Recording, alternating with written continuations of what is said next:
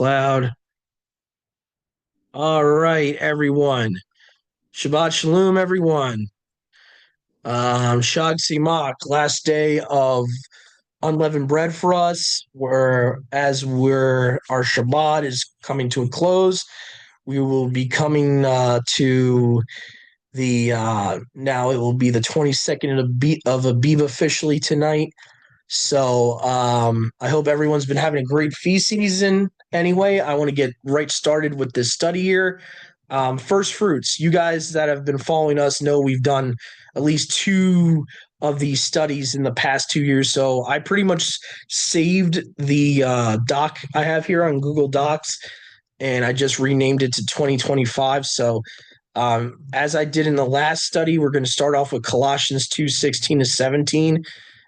All these feasts are shadows of things to come, meaning that they're not done away with, meaning that there's still shadows pointing to Yahusha even going into the millennium. So a lot of people, depending on your translation, sometimes it seems like that people will claim that Paul was trying to say, oh, that they're done away with. We don't need to worry about the shadows because we have the substance.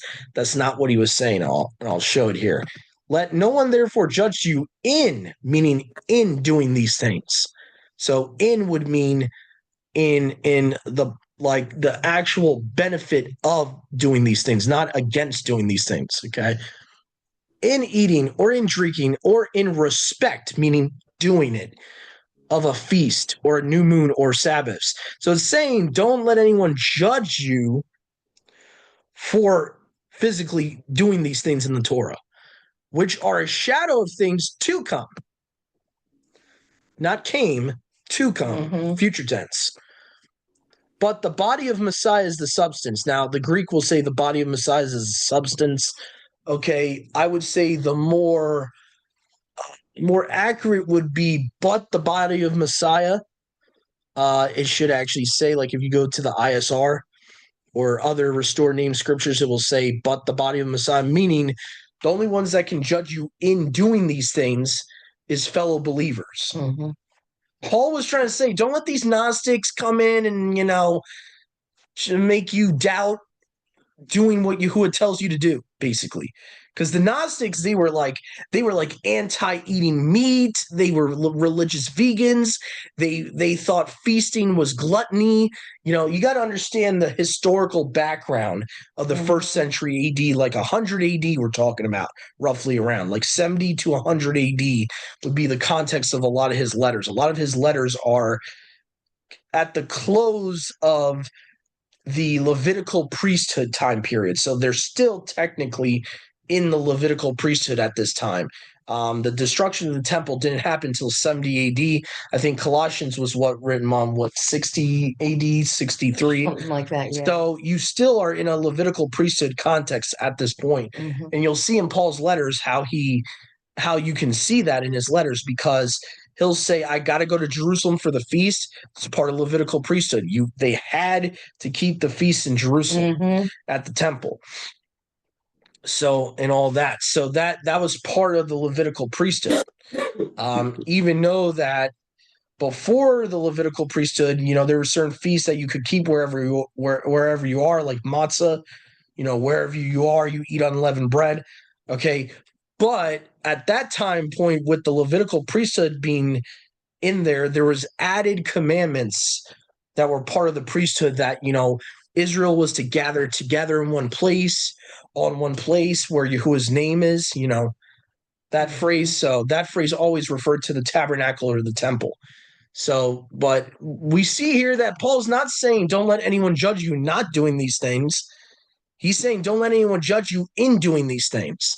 So depending on your translation, these translators have a bias a lot of the times. Like, let me see if the ESV, how they word it here. Sometimes with the modern evangelical Bibles, they'll do, okay, so let no one pass judgment. See the difference with the ESV? In verse 16, they changed the wording a little bit. Don't let anyone pass judgment you in questions of food and drink. See, all they have to do is add a couple words there, paraphrase it a little bit. Then all of a sudden, it's anti-Torah. be very careful with the Bible you're using. Oh, Be very careful. This is why I always say this: translations are not equal. Not they're all. not. So, okay, and you see this in a lot of these translators. These mainly Christian translators. What chapter and verse is that? Colossians 2:16. So it's right where it talks about in keeping, about letting people judge you in how you're keeping the new moons, the Sabbaths, the feasts. In the Christian Bibles, they'll try to say, "Oh, don't let anyone disturb you or make you have to keep these things." So it's clearly, um, you know, they're trying to make people think that you have to do they're trying to say don't let anyone make you think that you have to do these things or whatever. That's what they're trying to spin it as. So if you have a decent translation like Sister Marissa has, I believe the Scriptures 2009 she would have, it's translated really well in this one. I really recommend the ISR on this particular verse. Yeah, I have it up. So you mm-hmm. So you says, but now Mashiach raised from the dead, become the first fruit of those having fallen asleep. Mm-hmm. Yeah, so we have but I really recommend the TS 2009, the purple one I got you, Mom. Yeah, it reads, if you read it for yourself in that verse in Colossians 2:16, it reads a lot differently than the NIV. It will say, "Don't let them judge you in doing these things, in doing them." You see the difference? Just like a little bit of wording makes a huge difference. So I'm sorry, I thought you were already at 1 Corinthians 15. Oh no, it's okay, sis. You're tube. You're fine. No, I was just mentioning that the Bible you have is a way better reading of Colossians 2:16 to 17 than these Christian Bibles. They add words. The ESV adds like a bunch of words to it. I think the NIV does the same. They add a bunch of words to make people think it's saying for them that they don't have to do these things, or don't let anyone say anything about what you eat. Like you could eat pork or whatever. A lot of Christians will use that verse to say they can eat pork. I think the next one is the one you just read, which Messiah is the first fruit of the resurrection. 1 Corinthians 15:20 is the next verse. And I think Sister Marissa just read that. So let me just reread it for the people, just in case they didn't hear.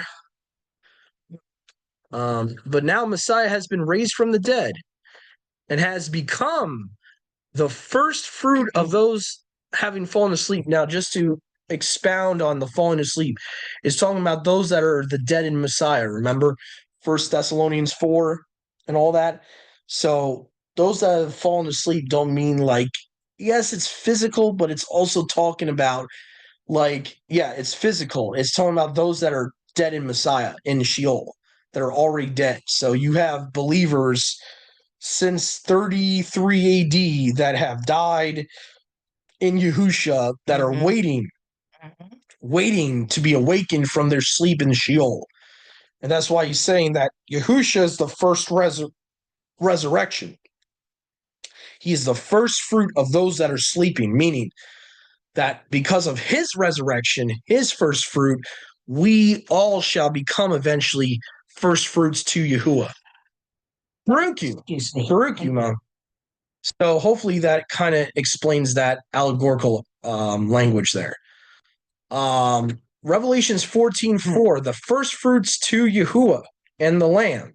Again, because of Yahusha, we are now going to become in our resurrection that we will have at some point. We will become first fruits to Yahuwah and to the Lamb. Now, if I'm not mistaken, this might be just talking about the 144,000. Go ahead, Mom, if you're at that point. Revelations 14:4. These are those who did not defile themselves with women, for they kept themselves pure. They follow the Lamb wherever he goes.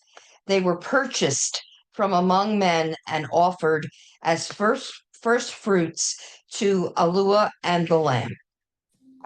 Well, the ISR has it.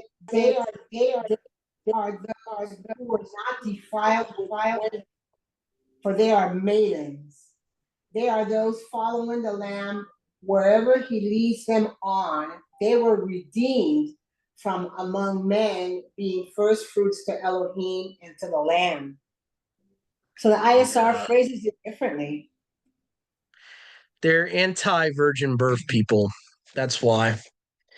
They if you go to their explanatory notes on eSword, you'll see that they don't believe that there's a word for virgin in Greek or Hebrew. Mm-hmm. So they're on purposely translating that Greek word for maiden instead of virgin, even though it's the Greek word for virgin.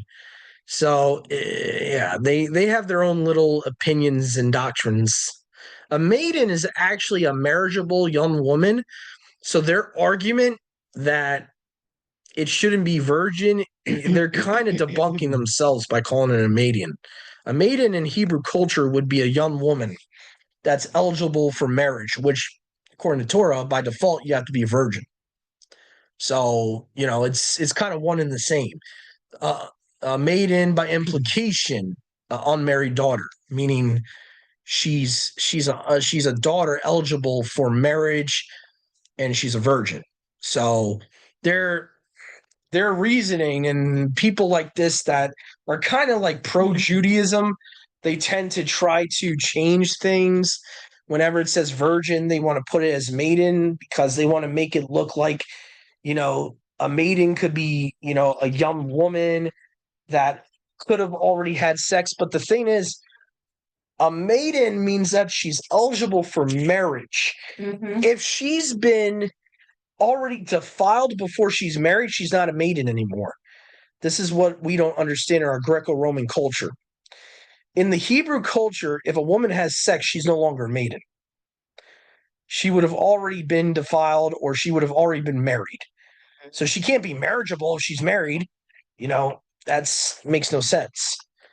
So this is due to Judaism influence with the ISR, because you'll see in any other version, it will say virgin. And by the way, this is the same Greek word in Isaiah 7 in the Septuagint. You can check me on that.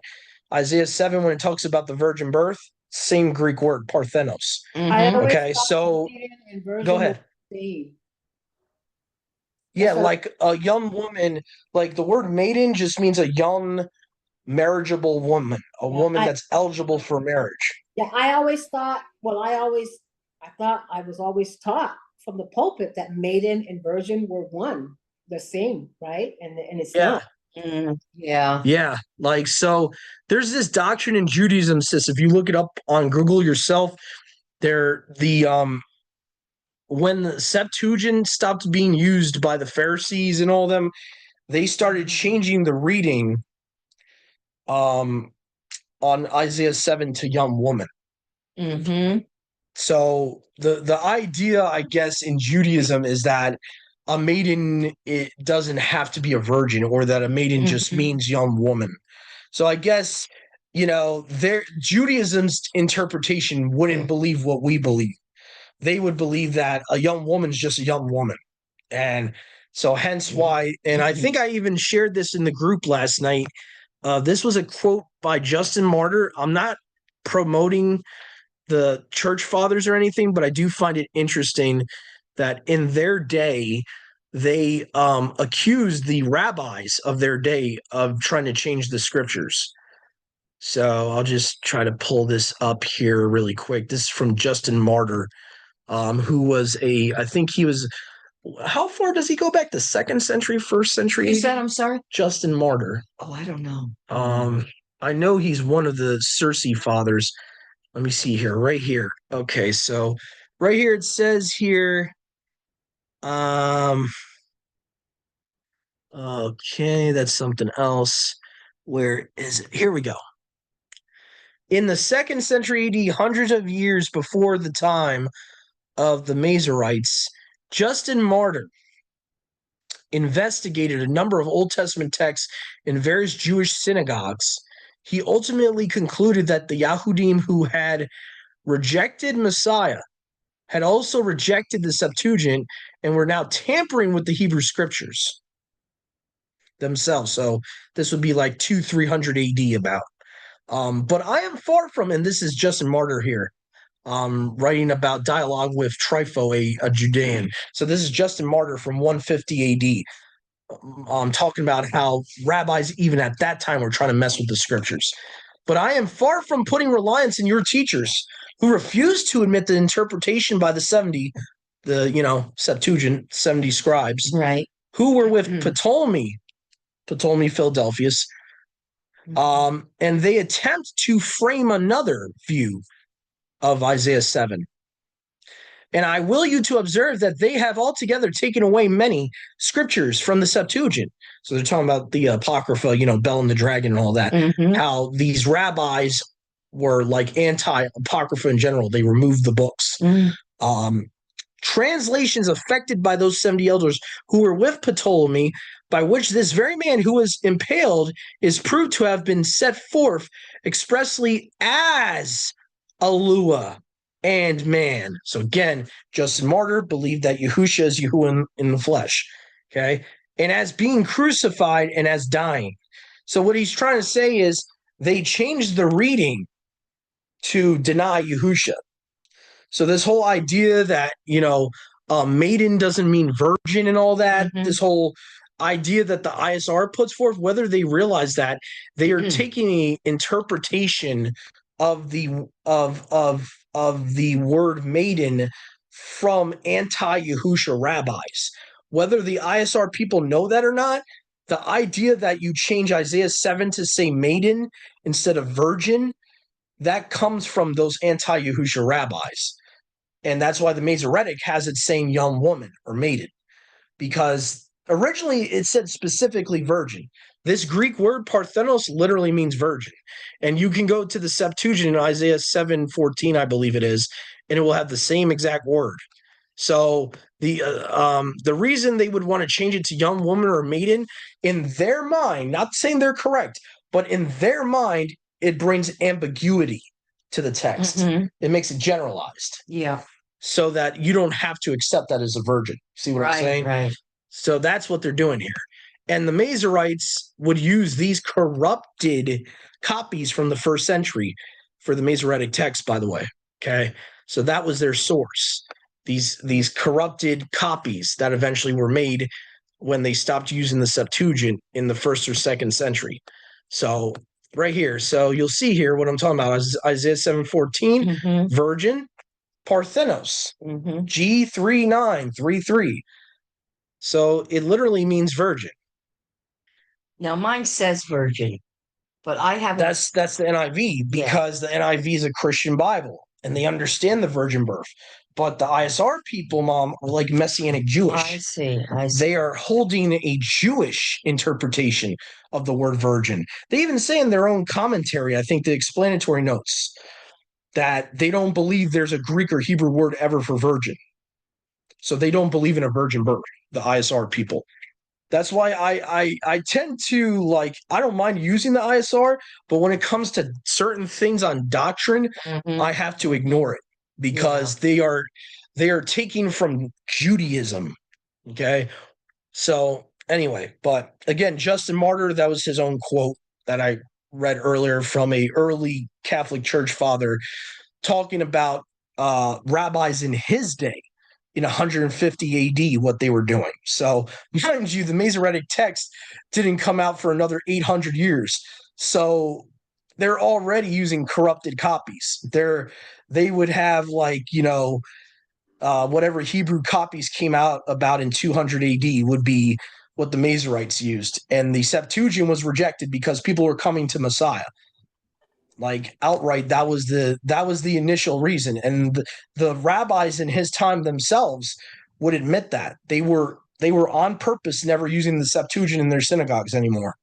And they admitted it, that they felt like the apostles were misusing the Septuagint is what happened. So that was their own excuse. So anyway, hopefully that explains the maiden thing. And again, Sister Marissa is 100% correct. If I didn't say that yet, if I forgot to say that, you are correct, sis. It's the same thing. Judaism just doesn't want to accept that. they just want to, they wanted to find a loophole wherever they could to deny Messiah. And their rationale is that maiden just means young woman, whether she's a virgin or not. That would be their Jewish interpretation. So, unfortunately, translators in the Messianic Jewish, groups are taking the rabbis over what Scripture says. But anyway, so let me see here. I think we're at Leviticus 23:20, wave offering of first fruits. So this is talking about the wave offering on the day of first fruits. So the 16th is when they would do the wave offering. So they would have, and if you think about it, it makes sense, right? You have Yahusha die on the 14th, right? He's in the grave from the 14th to the 16th. So the day of first fruits, when he rises from the dead on Abib 16, that's the day of first fruits. Go ahead, Mom. Verse 20. Yeah. The priest is to wave the 2 lambs before Yahuwah as a wave offering, together with the bread of the first fruits. They are a sacred offering to Yahuwah for the priest. Mm-hmm. And technically, to correct myself, he would have actually resurrected probably closer to the 17th, only because, how the scripture says in Matthew, as it was going towards the first day of the week. And just to explain why people think first fruits always is a Sunday, that's just a tradition. That's a man-made tradition. First fruits is not always a Sunday. A lot of times it happens as that, depending on when you have Pesach. So if your Pesach happened in the end of a week, that's just what's going to happen. So, but if let's say your Pesach rite is on a Tuesday or a Wednesday, the 16th of Abib won't be on a Sunday. Right. So in your calendar, you really should never, ever have Abib. You should never have Abib 16 always as the same day every year. It should never be fixed like that. If you're going by the actual biblical calendar, it should never be fixed. So when is first fruits this year? Whenever we had Passover, it would have been 2 days later. Oh, 2 days later. Okay. 16th of Abib. Got it. Yeah. Got it. So, all right. Could you read Romans 8:23 for me, Mom? Sure.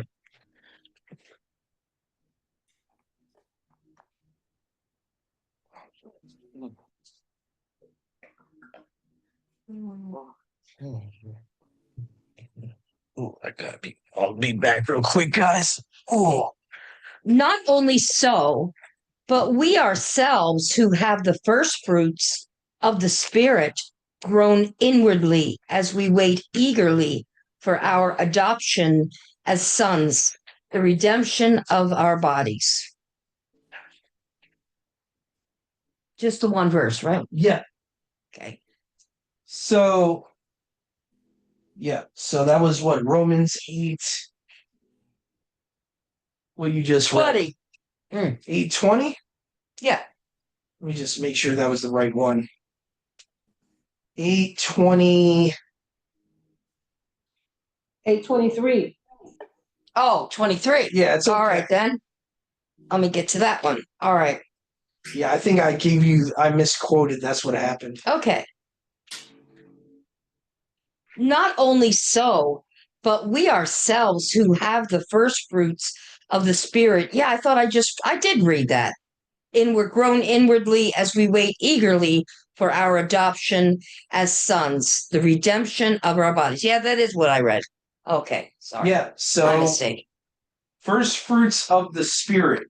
Mm-hmm. So it's talking about the adoption, right? He spiritually has adopted us, but he has not physically adopted us. Mm-hmm. When we will become physically children of his, when we will become like the messengers, that is the physical adoption. And that's why it even says the redemption of our bodies. Just how I dream a little bit. Ooh.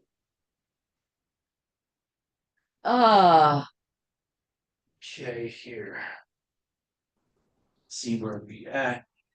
Let's see here. We're at 2 Thessalonians 2:14. My bad, 2:13. No, we're at Leviticus 23:15 to 17. Oh, hold on a sec. Oh, yeah, Oh, you have. oh, my bad. My bad about that. Okay, so yeah, I got something typed up twice. That was part of the problem too. Okay, Leviticus 23:15 to 17. You're right, says. All right, let me do that. Let me read one. I don't think I've read one yet, or it was probably early in the study, the last one I read. All right, so Leviticus 23. Now, this, I believe, is talking about the Omer. Well, what they call the Omer count is really the 50-day count. It's not like you're actually counting a Omer. It's just traditionally what they call counting the 50 days.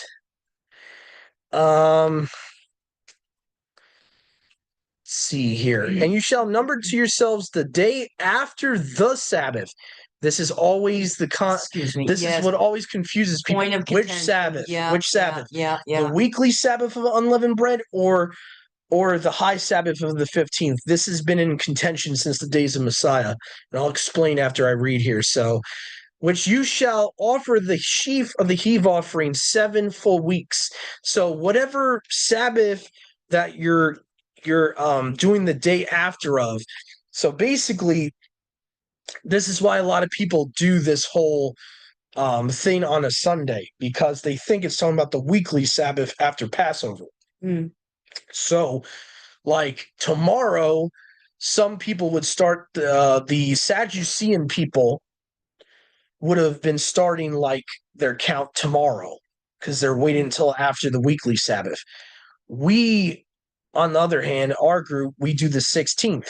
We'll start our count on the 16th of Abib because we believe it's talking about the high Shabbat as the Sabbath being mentioned here. So we would wait for the day after the high Sabbath, which is the 16th. So you would start counting your 50 days on the 16th. So those are the two opinions that even in Yahusha's day, you had the view we have, which is this the view that Yahusha and the Pharisees had. The Sadducean view is that you start tomorrow your count, like after the weekly Sabbath. So like it would be like after the feast is already over and all that. Like you would count the 22nd of Abib, you would start your count if you followed the Sadducean view. So do we start counting the 7 weeks on Shabbat? The day after the high Shabbat. So to fully explain, there's let's see here. There's a verse here in this chapter where the Septuagint says after the first day. So let's see if I can find that real quick in Leviticus 23, where it talks about after the first day, you are to offer a whole burnt offering or what have it. So you shall enter the land. Here we go. Verse 11. So 4 verses prior. So it says, you shall offer a sheaf offering before Yahuwah to be accepted for you on the day or morrow of the first day. The priest shall lift it up. So what it's saying here, this is the reason we do it on the 16th of Abib. It's the day after the high Sabbath. The Sabbath being mentioned here, the Septuagint paraphrases it as the first day, meaning the first day of unleavened bread is that Sabbath that's being talked about. So you're doing it the day after that particular Sabbath. Now, the Sadducean view, like I said, they thought you're supposed to do it the day after the weekly Sabbath. So they would do it at least like 4 or 5 days later than us, because of the differences in the viewpoint. Because if you look at verse 15, most versions just say the Sabbath. It doesn't give you context. Yeah. It just says the Sabbath. So now this is where having a Targum is beneficial, because I'll show you here in the Targums, they paraphrase what Sabbath that is being talked about. So they're interpretive versions of the Torah is what the Targums are.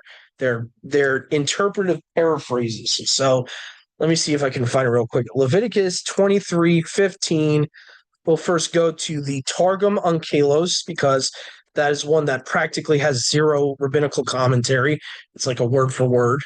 So here we go. Sefaria.org, by the way, you can find these Targums and test them for yourself. They're on the Jewish website, Sefaria.org. So get out of my face, you stupid gnat. All right. So you look here, they kind of have it like almost like a interlinear here, where they got like the modern Hebrew box script on above it, each verse. So you go here and you go to, here we go. So verse 15, it says, from the day on which you bring the sheaf of elevation offering, the day after, oh, well, that's why, because it's on the JPS Tanakh. That's why. Okay, I got to put it on. Yeah, why? Hold on a second. It should already be on there. Maybe I got to go to texts. Okay. All right, hold on a second. Where are you? Target. Where are you? Usually they have the Targum here. This is weird. Usually I'm able to. Let me see if I go to Tanakh here. Let's see what happens if they have it in Tanakh section. Here we go. So Onkelos. Click on Onkelos. Leviticus 23. Okay, here we go. So verse 15. All right. From parched grain or tender ground grain you shall not eat until this very day. Okay, let's fast forward here to verse 15. You shall count for yourselves from the day after the day of rest. Notice how it says the day of rest, and then they put in parentheses Pesach. So it's the high day of the Pesach, first day of unleavened bread. So it's saying from the day of after the first day of unleavened bread, the day on which you brought the Omer, 7 complete weeks. So it's saying right here, this is why our group believes in counting on the 16th, because the Targums add extra witnesses to the Septuagint as well.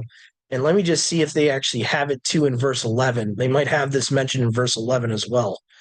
Okay, so yeah, he shall, verse 11 here, he shall lift up the Omer before Yahuwah, that is to be favorably accepted for you on the day after the day of rest. Even though it just says day of rest, they put Pesach right after it. So meaning it's the high day of rest of the Passover week. Because remember, traditionally they called the whole week Passover. So it's calling it the high day of the Pesach. The Kohen shall lift up the wave offering. So it's saying that the day after the first high day of unleavened bread, the priest shall lift it up. So this is why our group believes in counting on the 16th of Abib rather than the 22nd. The 22nd was the Sadducean view, and they really had no support other than it just said Sabbath in the text. That their rationale was, oh, well, Sabbath just means weekly Sabbath. And so they had no support for why they interpreted it as the day after the weekly Sabbath of that week. So I have a question for you on that. Yeah. Okay, so on that term, you know how some people keep their Sabbath on the 7th, the 14th, the 21st, and the 28th day of the month. Okay. There are people that do that, right? You know that, right? So yeah, the lunar. Right. So when we start counting, so I'm just hypothetically speaking here.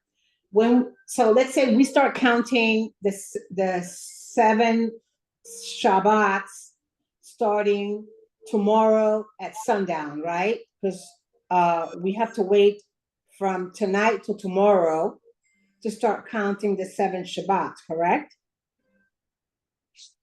Right? We should have started counting the day after the high day of unleavened bread. So the first high day of unleavened bread, the following day we should have been starting the Pentecost count. So I like it would have been. after the 7 days of the end of unleavened bread that you start counting? No, no, it's the day after. It's the day of the. According to the Septuagint, saying after the first day would indicate the first day of unleavened bread. So the Septuagint plus the Targum seem to allude to we're supposed to be counting. Um, on the 16th of Abib starts our count. So like whenever we had the first day of unleavened bread, that following day, that following evening, you start your count to 50 days. The only reason people wait for this week to end is those are the people that side with the weekly Sabbath interpretation. Okay, so as let the me Sabbath. let me read this here in Leviticus 23, verse 14 and on. And you do not eat bread or roasted grain or fresh grain until the same day that you have brought an offering to your Elohim, Allah forever throughout your generations and all your dwellings. And from the morrow after the Sabbath, from the day that you brought the sheaf of the wave offering, you shall count for yourself 7 completed Sabbaths. Until the morrow after the 7th Sabbath, you count 50 days. Yeah, but the first verse you just read gives you the context. The day after the Sabbath. The reason people are getting confused is they think that's talking about the weekly Sabbath when it doesn't say that. It just says Sabbath. You have to first. So let's say you start counting. Let's say you start counting the seven Sabbaths starting the day after the day that you unleavened bread. That's when you start counting the 7th Sabbaths, right? The first day of unleavened bread. So the day after. Yes. So people in their thought, because they're thinking Sabbath, they're thinking Shabbat every 7 days, right? So that's why people count the first Sabbath after the morrow. They're not thinking weekly day as a Sabbath, right? And that was my whole understanding this whole time. So basically, the reason why I brought up the people that do Shabbat on the 7th, 14th, 21, and 28 of the month is because now when we start counting this, we're starting on a Tuesday, right? Because that's the day after. Because Monday. Well, let's go back to right when we kept the feast. So we kept it right. I'm going to try to explain it very simplicity right now. So when did we have the first day of unleavened bread, Mom? What day of the week was that? It was Sunday, a week ago. Last Sunday, right? Yeah. Okay. So Sunday to Monday. So here's the Sabbath, which I believe is being talked about in verse 15, Sunday. Okay. It says the morrow after, that would be the next day. Monday would be starting your count. It'd be 1, 2, 3, 4, 5, 6, 7, 8, until you get to 50.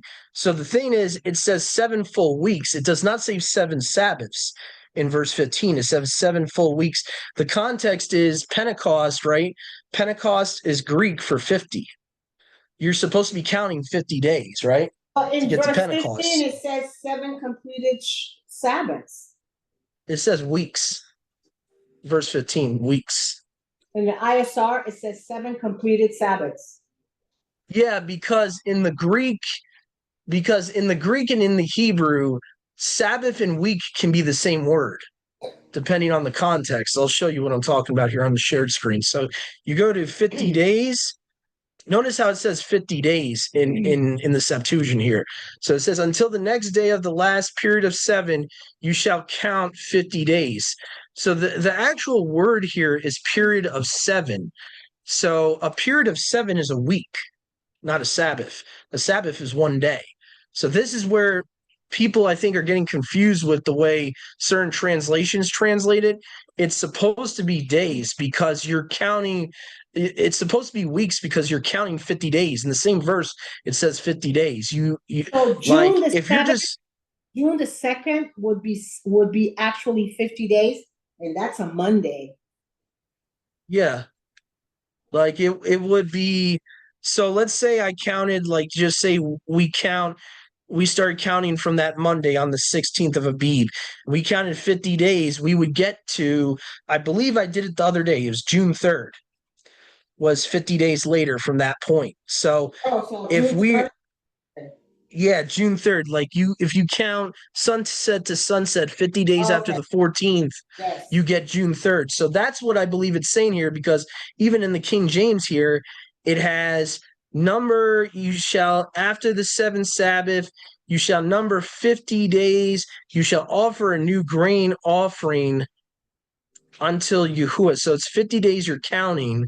And it's the reason it makes more sense for week is because the only way you're getting 50 days is if you do 7 weeks. If I just count 7 Sabbaths of the self, like the Sabbaths alone, you're not going to get 7 weeks. You're going to get 7 days.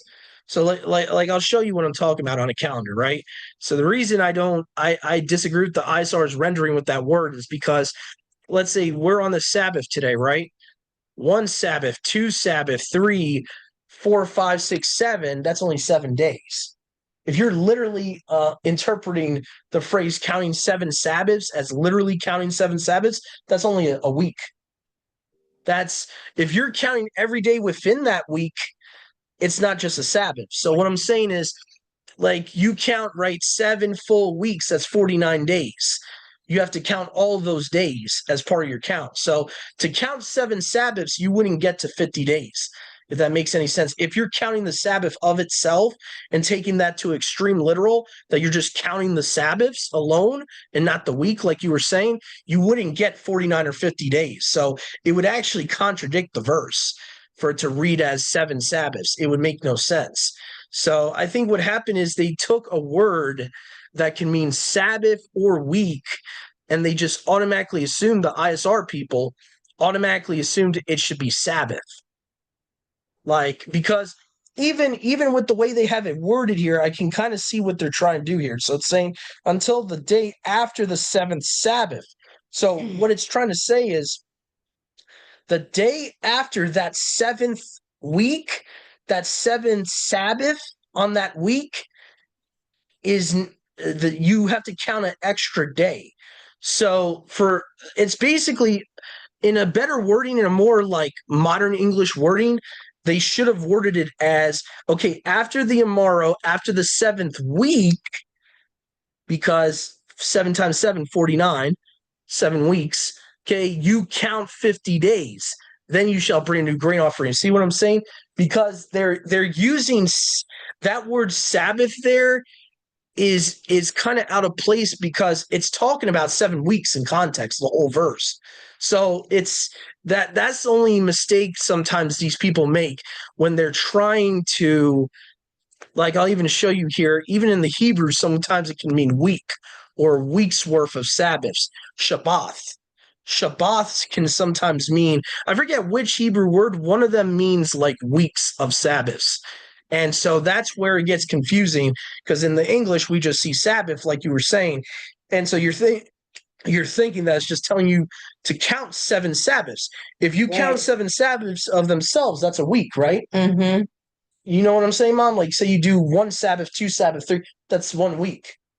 Well, you only have 1 Sabbath per week, right? But what I'm trying to say is, if you take that to extreme literal, Right. that's 7 days. Okay. You see what I'm saying? Right. If you're counting only the Sabbath of each week, Mm-hmm. and you take that to extreme literal and you only count the Sabbaths of those weeks, that's only 1 week. Okay. You see what I'm saying? Yeah. It's important for people to understand this, because there's a difference between 7 days and 50. There's a huge difference. So, like, the only way you can get 50 days, you have to count each week, the whole week, not just the Sabbaths. And I understand why Marissa was confused. I totally get that, because the wording, I'm not trying to bash the ISR here, but that was really bad wording in this context, because it's talking about counting weeks. It's not talking about counting 1 day of each week. You see what I'm saying? Mm-hmm. So that's all I'm trying to say. I think the Septuagint is a little bit easier. They're giving you the meaning. They're giving you what it means. So that's why it says after the last week, you shall count, you shall number 50 days. And actually, even in the King James, like I said before, if you look at the whole context of the verse, it's telling you got to count you got to add a day to your 49-day count. Right. So that's why it says after the last Sabbath. So what it's saying is after that very last 49th day, that particular Sabbath, you add another day, and that's your 50th day, if that's making any sense. Mm-hmm. So that's what the Masoretic, I think, was trying to do. They just, having Sabbath there is a little confusing. I'm not going to lie. So that's part of the problem. And that's why people think, you're supposed to, count from the whole weekly Sabbath thing. Again, it goes back to verse 15 being very ambiguous. The term is very ambiguous, like just saying the Sabbath. So again, it goes back to how you interpret the Sabbath. Is that talking about the high Sabbath of that week or the weekly Sabbath? And that's where the contention in the body of Messiah is right now. They're still, we're still like going back and forth which Sabbath So have to you do. counted this up yet? Do you know what day that? I said before June 3rd was my estimation so far. It could be the 2nd. I would have to see if I miscounted or not. Church is calling it the 8th. So The 8th? that online, if you look up Pentecost, when are they counting from? June 8th. Yeah. They're counting that late. With them, it's going to be the a first Sunday, right? So yeah. Yeah. So the church, the Christian church doesn't even do it right. They do it the first Sunday. So that's from Easter or whatever. They probably count from Easter. Yeah, they probably do. So that wouldn't even be accurate. That would be, right. You have to count on a Sabbath, not a Sunday, a day after the Sabbath. Which I guess if your Abib 15 was on a weekly Sabbath, I could see that being logical, but they're not even keeping the Feast of Unleavened Bread. So whenever they're counting on that Sunday, that first day of the week, it's not even going to line up with what Leviticus 23 is saying. So that's why they have it on the 8th.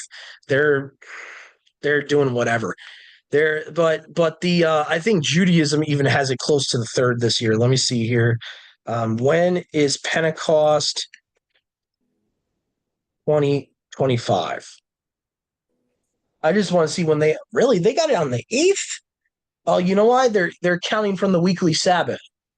That's why. See, this is my point. If you interpret verse 15 as the Sabbath as meaning that weekly Sabbath of that week, then you get June 8th.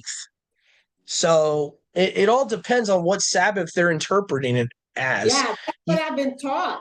That's what I was taught the whole time. Yeah. Because, we never grew up with the Targums. We never grew up with the Septuagint. We never knew that there was these older manuscripts that show what they always interpreted it as. So just to re-explain it for the audience here, as you can see it on my screen here, they interpreted the Sabbath being referred to as the festival Sabbath, the high Sabbath. So you can go to the Onkelos one. It says the day of rest, parentheses Pesach. So what it's saying there is that it is that high Sabbath of Pesach. That's the Sabbath being referred to, and the day after you start the count. So you're doing it on Abib 16 according to the Targums. You start the count. Now, same thing with the Septuagint in verse 11. It says the first day. If you look at the Masoretic, it just says the Sabbath. But the Septuagint says the first day, meaning the day after the first day of unleavened bread. So the Septuagint is a lot more specific in Leviticus 23:11, and so is the Targums. There's like 3 witnesses there. You have the Jonathan Targum saying the same thing, the festival day. All of them are saying that. They're all is that we weren't raised to look into these other manuscripts. So the Septuagint sometimes will paraphrase something like this, like the word there is Sabbath, but the Septuagint is telling you what type of Sabbath it is. So to say it's the morrow of the first day, that is Old English. That's saying basically the day after the first day, the day after the day of first day of unleavened bread. So that's why we as a group, we usually start our count on 16 Abib. We count 50 days from there. And that's how we would get, I believe, June 3rd. Because if you count, I'll just make sure that's the case. See, what is 50 days? Judaism is off by a long shot. Well, they're doing the weekly Sabbath. Why are you giving me 2023? No, they're off by 5 days, Mom, because Oh, do the okay. weekly Sabbath. Judaism is holding on to the Sadducean view. Okay. They hold to the Sadducean view now. Okay. The weekly Sabbath they start counting. So Mhm. instead of the 16th, they would count like today, Right. or Right. technically tomorrow. They would count Monday, start their 50-day count. So Right. what is 50 days after? What was last week's Monday, 14th, April 14th? Yes. So let's see. What is 50 days after April 14th? Just want to make sure I'm not miscounting here. Okay.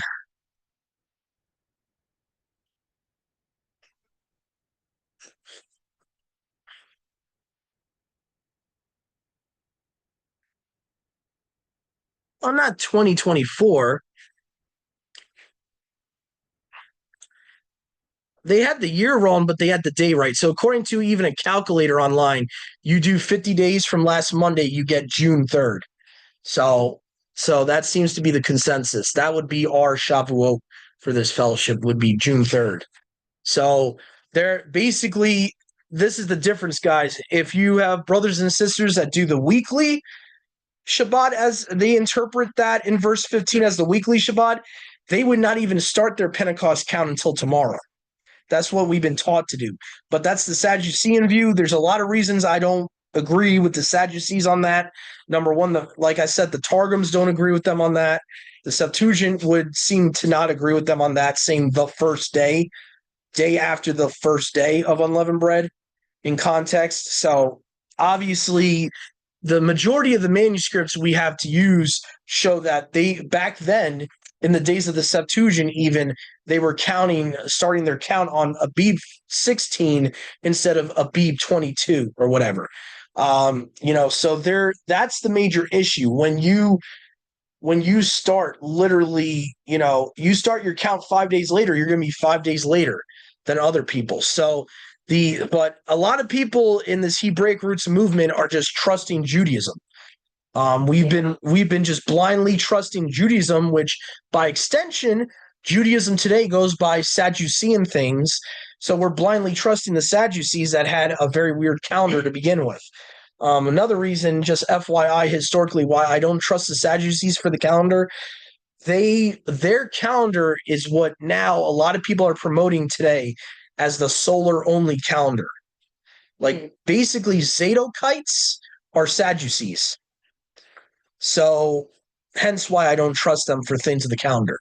So they were off by a lot of things, not just the Pentecost count. The Sadducees also did not believe in following the moon for the calendar. So they're way off. Pharisees were off too, but when it came to the calendar, as you see in the New Testament, their Passover was only 1 day off from Yahusha's Passover. Even with Passover, they were very close to the right Passover.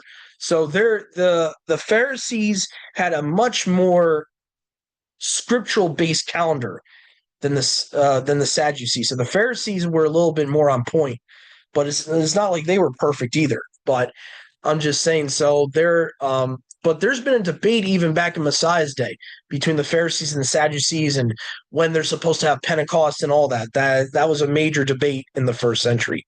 So you can read up on that for yourself. If you want to look onto it on Google, I think there's PDFs out there about it.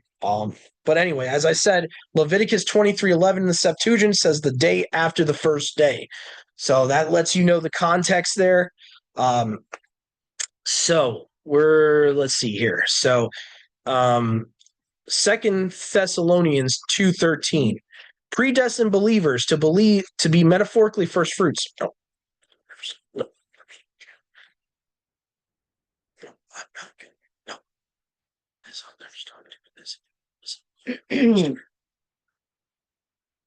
All right, so I'm going to read 2 Thessalonians 2:13. Let me just get to a text that actually has the New Testament here, because I was on the Septuagint for a bit. All right, so hold on, guys. Come on.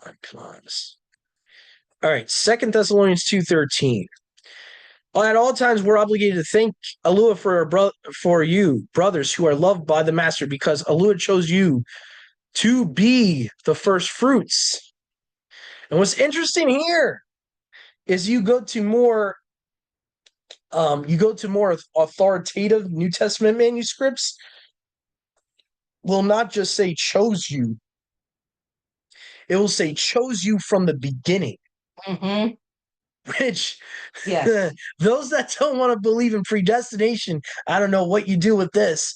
Says it right here from the beginning, meaning from Genesis, from Bereshith. Mm-hmm. Okay, so very clear that believers are predestined. So Yahuwah chose from the beginning who would be believers and who wouldn't. Mm-hmm. Okay, so very, very clear.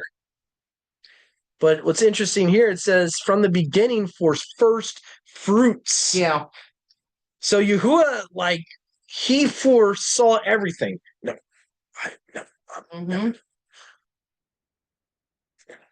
So, and what's interesting, it says for salvation through the set apartness by the Spirit, through belief in the truth. So this manuscript seems to use, yeah. So this is like so predestination in this verse. For salvation through the set apartness by the Spirit, through belief in the truth. So again, we see we're predestined to be first fruits. And I believe you see that with the 144,000, that prophecy says these specific people were not defiled with women. They were not defiled by the harlot. A lot of people think it's talking about physical virginity. Yeah. I've believed that at times, but, you know, when you're talking about prophetic books, a lot of things is metaphorical. And I think spiritual. So let's say someone who has not been tainted spiritually would be someone whose doctrine is lined up with scripture and who doesn't believe in the Trinity, who doesn't believe in baby baptism, who doesn't believe in keeping pagan holidays, Mm-hmm. who doesn't believe, like, all these things, all these things that cause us not to be maidens spiritually or virgins spiritually. Another reason I say that too is that there's no reason to believe the 144,000 is only men. Like, I don't think there's anything that would cause me to believe that it's only men. So, unless I'm wrong. So, but anyway. James 1:18. You want to read that, Ma? Sure. I think we might give the last one to Sister Marissa if she's able to read. Then I think we're done for the day. This was a short study. In a second here.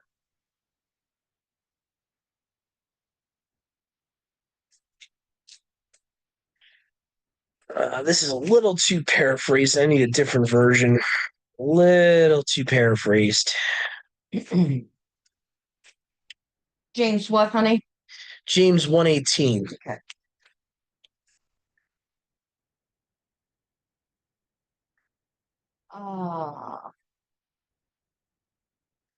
He chose to give us birth through the word of truth, that we might be a kind of first fruits of all he created. Mm. Mm.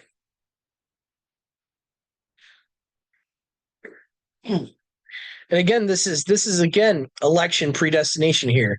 Who begot us of his own will with the word of truth, that we should be the first fruits of his creatures. So if anyone says to you, oh, well, 2 Peter says that his will's for everyone to be his children, why does James then say that he begot us, not the whole world? He begot us of his own will with the word of truth. So it's clearly exclusive. His will about salvation is exclusive, not inclusive. Inclusive would mean for everyone. That is, his wills for everyone to be his children. If that's the case, Yahuwah is not too short to do that. If that's the case, then prophecy shouldn't say otherwise, because from what Yahuwah has uttered from his mouth has to come to pass. Yeah, he's not going to say something in prophecy for it not to happen. So again, the Son would not come into the world saying, I have not come for the world, but for those that you sent me. and I know this is hard for people to understand, but even the falling away was prophesied about. Yeah. So the right. falling away cannot be prevented. The falling away in some way, shape, or form, we can't fully understand this, is part of his will. It's part of his will for Yeah. some to fall away, for prophecy to be fulfilled. And this is like the harsh reality of it, because we've been taught this like hippie understanding that all of humanity is one family, and that's not the truth. It might have been the truth in the Garden of Eden. I'm not denying. Right. I'm not denying that. Before sin entered the world, whole different story.